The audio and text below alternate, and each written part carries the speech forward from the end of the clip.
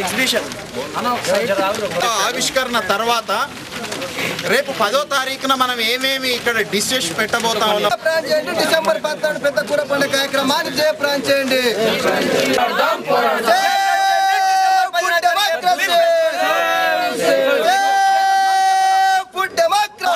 ఈ దేశంలో అసలు సంస్కృతిని కాపాడుకుందాం.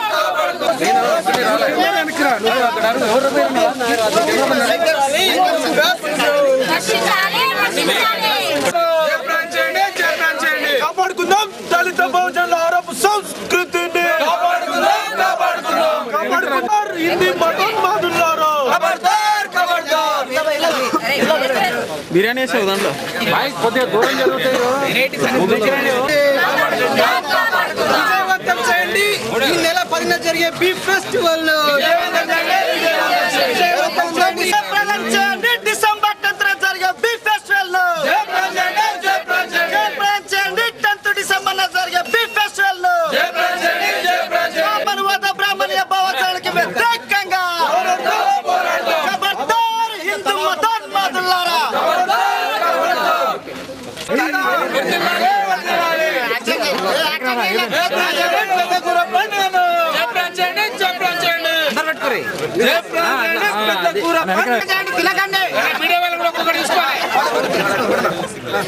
జయప్రదం చేయండి పెద్ద కూర పండుగను.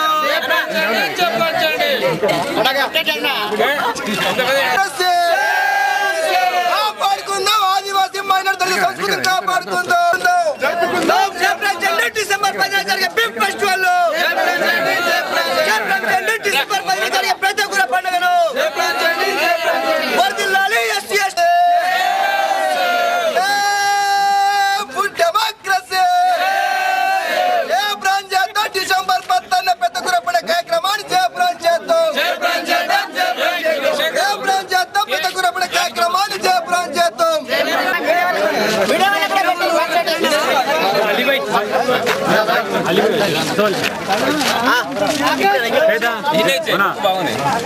BVP, RSS, BJP, Bajrang Dal, VHP లాంటి సంస్థలకు సంబంధించిన ఒక ప్రతినిధి నిన్న సిటీ సివిల్ కోర్టులో దావా ఫైల్ చేసినట్టుగా మేము న్యూస్ పేపర్లో గమనించాం.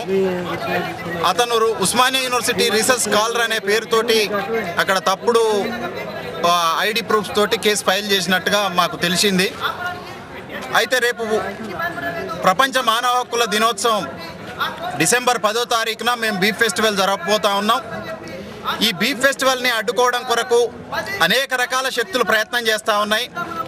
ఈ శక్తుల ఆటలేవి 10వ తారీఖున పనిచేయవు. ఈ దేశంలో ఉన్నటువంటి దళిత, బహుజన, ఆదివాసీ, మైనారిటీ విద్యార్థుల యొక్క సత్తా రేపు 10వ తారీఖున మేము చూపించబోతా ఉన్నాం.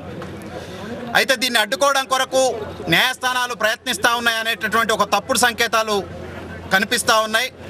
కానీ మాకు ఈ దేశంలో ఉన్న న్యాయస్థానాలపైన ఇంకా విశ్వాసం, నమ్మకం కలిగి ఉన్నాం.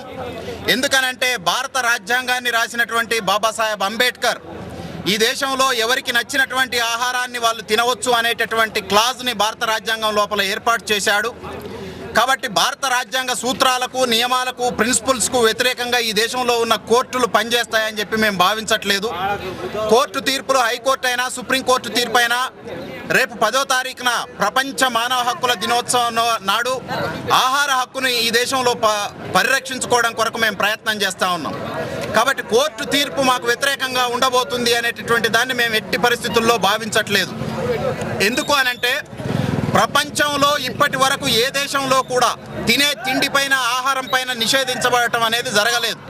భారత రాజ్యాంగం 48 ఆర్టికల్ డైరెక్టివ్ ప్రిన్సిపల్స్ ప్రకారం ఈ దేశంలో పాలిచ్చే ఆవులు, జంతువుల్ని వ్యవసాయ రంగం కోసం పరిరక్షించుకోవాలని చెప్పే తప్ప మత విశ్వాసాలని కాపాడాలి అని రాజ్యాంగం లోపల రాయబడి లేదు.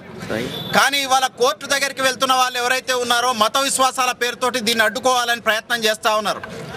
ఈ మత విశ్వాసాల ప్రకారం మమ్మల్ని అడ్డుకోవాలని జరుగుతున్నటువంటి ప్రయత్నం ఈ దేశంలో ఉన్నటువంటి దళితుల 20 కోట్ల మంది దళితులు, 12 కోట్ల మంది ఆదివాసీలు, 70 కోట్ల మంది బహుజనులు, 7 కోట్ల మంది ఆదివాసీల యొక్క ఆహార హక్కుని నిషేధించేటటువంటి ప్రయత్నాలు ఎట్టి పరిస్థితుల్లో చెల్లనేరవు అని చెప్పి మేము భావిస్తూ ఉన్నాం. ప్రియమైన మిత్రులారా, రేపు 10వ తారీఖున జరగబోయేటటువంటి పెద్ద కూర పండగ బీఫ్ ఫెస్టివల్కి తెలంగాణ, ఆంధ్ర, ఢిల్లీ యూనివర్సిటీ రకరకాల ప్రదేశాల నుంచి చాలామంది వస్తూ ఉన్నారు. వేలాదిగా ఉస్మానియా యూనివర్సిటీకి బీఫ్ ఫెస్టివల్లో అటెండ్ అయ్యి ఈ దేశంలో జరుగుతున్నటువంటి మత రాజకీయాలకు, ఉన్మాద రాజకీయాలకు చెక్ పెట్టాల్సినటువంటి బాధ్యత మీ అందరిపైనే ఉంది. బాబాసాహెబ్ అంబేద్కర్ మన కోసం ప్రసాదించినటువంటి హక్కుల్ని కాపాడుకోవడం కొరకు వేలాదిగా యువకులు తరలి రావాలని చెప్పి మేము విజ్ఞప్తి చేస్తూ ఉన్నాం. జరిగేటువంటి బీఫ్ ఫెస్టివల్ను అడ్డుకోవాలి. అలాగే ఒకవైపు హిందూ సంస్థలు ప్రయత్నిస్తుంటే కోర్టు నుంచి కూడా స్టే రావడం జరిగింది. అది రిజిస్ట్రార్కి ఇచ్చింది, ఇంతవరకు మాకేం అందలేదు. మేమనేది ఏంటంటే చాలా ప్రజాస్వామ్యయుతంగా, చాలా డెమోక్రటిక్గా, పీస్ఫుల్గా బాబాసాహెబ్ ఇచ్చిన అంబేద్కర్ ఏ రైట్స్ అయితే ఇచ్చిండో, తినే సంస్కృతి ఎవరు తినే తిండి వాళ్ళకైతే ఇచ్చిండో దాన్ని గౌరవించే దానికి అనుగుణంగానే మేము వెళ్తూ ఉన్నాం. ఇది ఈ యూనివర్సిటీలనే కాదు, సెంట్రల్ యూనివర్సిటీలో జరిగింది, దాదాపుగా అన్ని యూనివర్సిటీలలో ఉంది. మేము అనేది ఏంటంటే వాళ్ళు కనుక చట్టబద్ధత లేకుండా అన్యాయంగా కనుక ఇక్కడ ఈ బీఫ్ ఫెస్టివల్ ఆపాలని చూసినా మేమైతే కోర్టుకు వాళ్ళు ఎలాగైతే స్టే మాకు ఇచ్చారో మేము కూడా కోర్టుకు వెళ్తూ ఉన్నాం. మేము అనుకునేది ఏంటంటే కోర్టు అందరినీ, ఈ దేశంలో ఉన్నటువంటి కోట్లాది ప్రజల 100 కోట్ల మంది ప్రజల యొక్క ఆశయాలకు అనుగుణంగా ఉంటుందని, వాళ్ళ ఆకాంక్షను తప్పకుండా అర్థం చేసుకుంటుందని, ఎందుకంటే అందులో ఫుడ్ డెమోక్రసీ ఉంది కాబట్టి దానికి అనుకూలంగానే తీర్పు వస్తారని మేము ఆశిస్తున్నాం.